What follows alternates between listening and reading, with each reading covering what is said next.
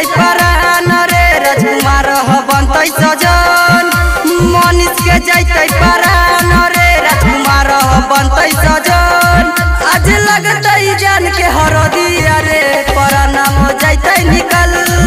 आज लगतै जान के हरदिया रे परनाम जैतै निकल अरे दिल बो गेलै टूट रे माला बो गेलै छूट दिल बो गेलै टूट रे